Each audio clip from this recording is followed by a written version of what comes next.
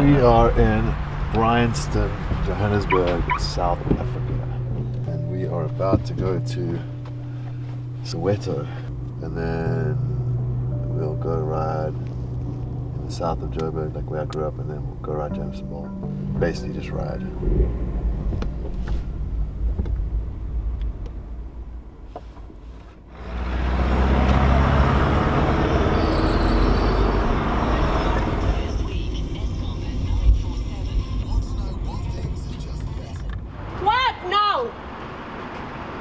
How?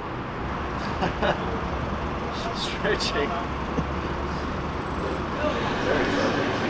It actually smells pretty good. Definitely not beat it. It says, yeah, man. The music got it first ever filmed me. I think I filmed your birth. Filmed my birth. Jimmy made the first South African scene videos, and yeah, I filmed my first section with him. I don't even think we thought to do it. We were just like, no way. But Jimmy was out there doing it. I was going riding with him, so he was like, yeah, if you're doing something cool, I'm gonna film it.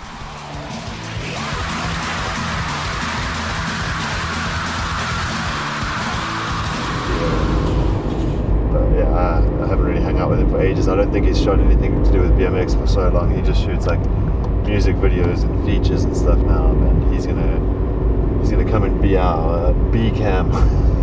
So, and that's Soweto. Just pull up here and wait for him. Whoa! Fucking hell! Holy shit! That was sketchy. Jesus.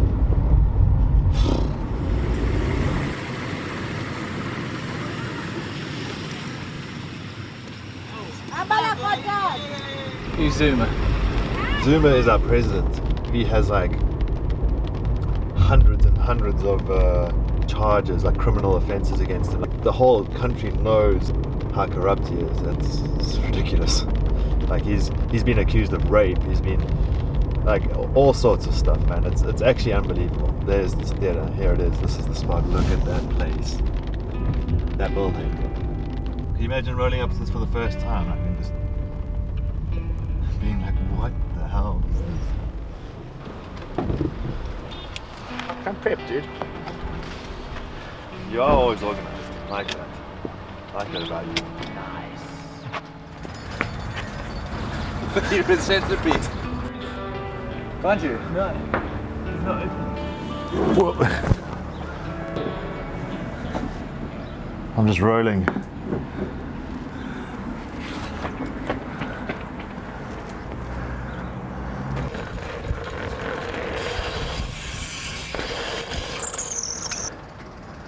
Our boss been there first.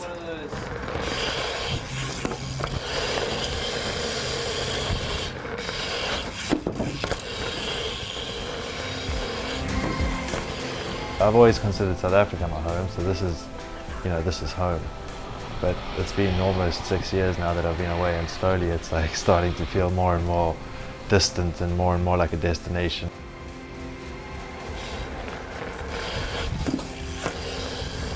The more comfortable I get in Hastings, the more that's feeling like home. So I don't know, it's a bit of a strange one now. Oh, you're going there by the... Yeah, I just want to do one jump quick and then... I want to see the jump. Looks sick, eh?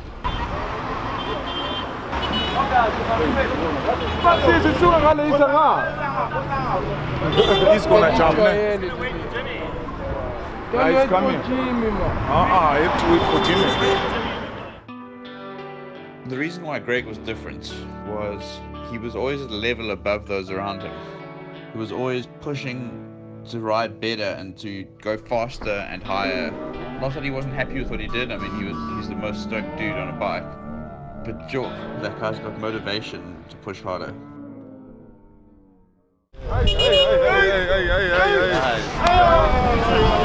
Bit sketchy, but that was fun. What do you think? I like it. It feels more and more like every time I come back it feels a bit crazier. Like how I used to imagine foreigners pictured South Africa, or how they would say they picture South Africa. I'm getting more and more to that point, which is really strange because I never imagined myself becoming like that or seeing Africa or South Africa in that way. It was always just home. But now that I've lived away from it, like I come back, I'm like, holy shit, South Africa's crazy.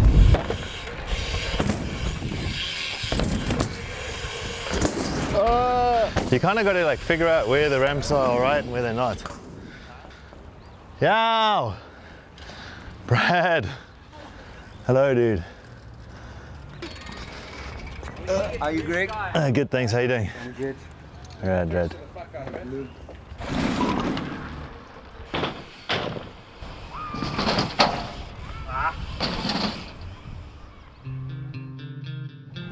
I can't believe these ramps are still going.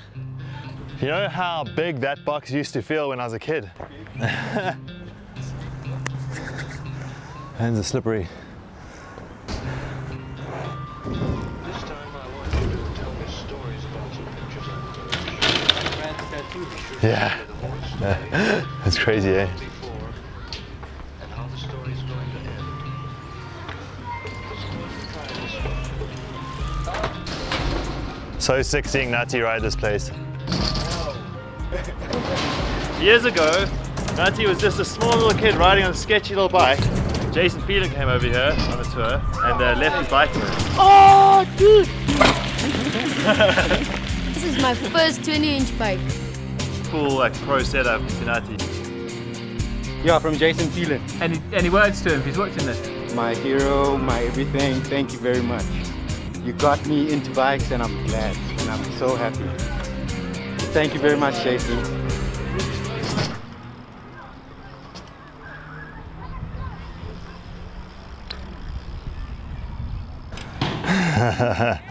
There it is. We have a replica. Why'd you get that tattoo? Just motivation, like for where I want to go in the future. That's sick, man. You wanna ride and travel? Yes. It's the best life. I knew from a young age that I was gonna make my life fun. I knew that much. I knew I wanted to ride then as much as I could and as much as possible. Traveling was always on my mind. I knew I wanted to travel, and the second I got the chance, I was like, yeah. I saved up everything and just went on the road. And I made the most of those trips. Like I would make the trip last as long as possible every time. Yeah, that's how it happened.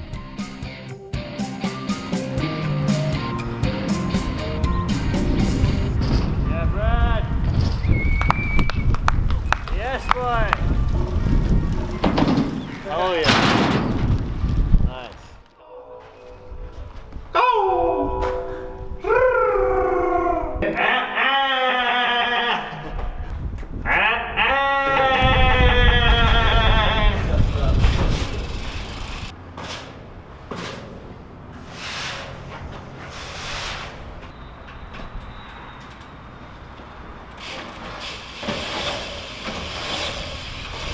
Oh shit.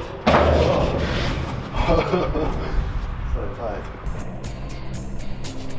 Yeah, when those T1 dudes came to South Africa, it was insane. Like it was, I don't even know how to express what it did. Like it just opened my eyes to so much stuff. We were just like this tiny little scene in the middle of, in the middle of nowhere when I think about it now. It was so remote that like there was no connection to the international scene.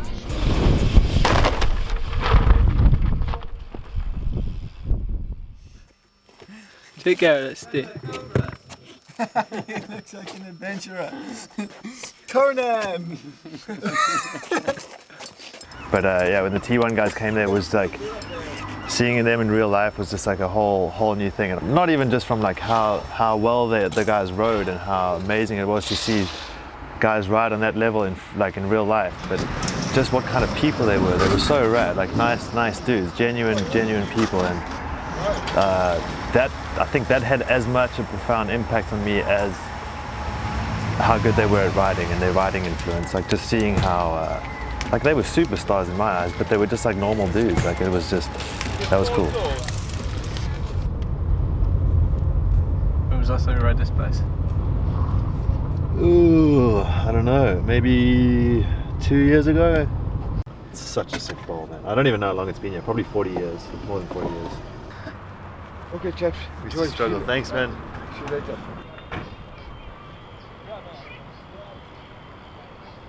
It's funny, half the time I'm in my own hometown, I have to ride alone now because most of the dudes I used to ride with have either moved away or work full-time jobs, or they just don't ride anymore. Who have been some of your favourite riders you've watched ride this place over the years? Dude, just seeing like Sergio, Aitken, Garrett Burns, Brad Sims, Joe Rich. I now understand how those guys felt when they came here, because they were like, oh my god, like freaking out about it, like holy shit, this thing's insane, this is so good. They were like desperate to ride Germiston Bowl and stuff, and I was like this kid, like, why do they want to ride that thing? It's so hard to ride. It's so weird, you can't even ride it.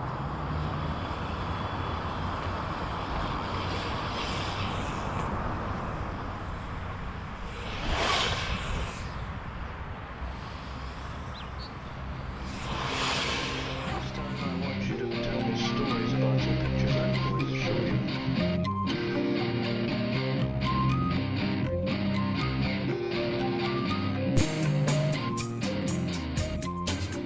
That Germiston Bowl session specifically had, like that changed my thinking about riding in a massive way.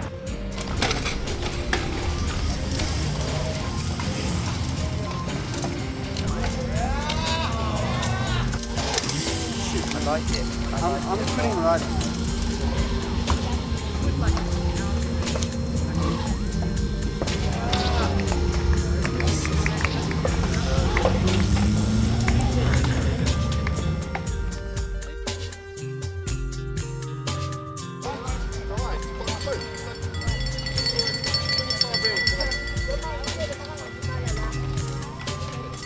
I'd only seen Tyron Bradley air out of it, like get any air out of the coping, and he was going like a few foot, 3 or 4 foot.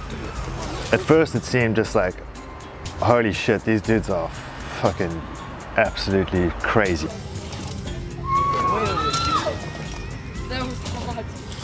And then I watched Tyron just getting higher and higher with them. And the next minute he was going like 6 or 7 foot out, and he was like going high, and I was like, oh, I should try to get in on this, like.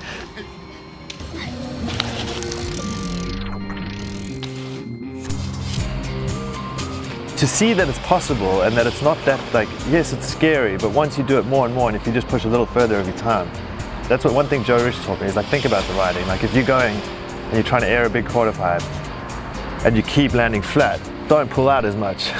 And, you know, like, think about it and respond to what's going wrong. Applying that, just seeing and believing, is what really, like, had made that switch over from, like, seeing this as something unachievable to actually seeing this as, hang on, like, I can do this, like, yeah, I can do it.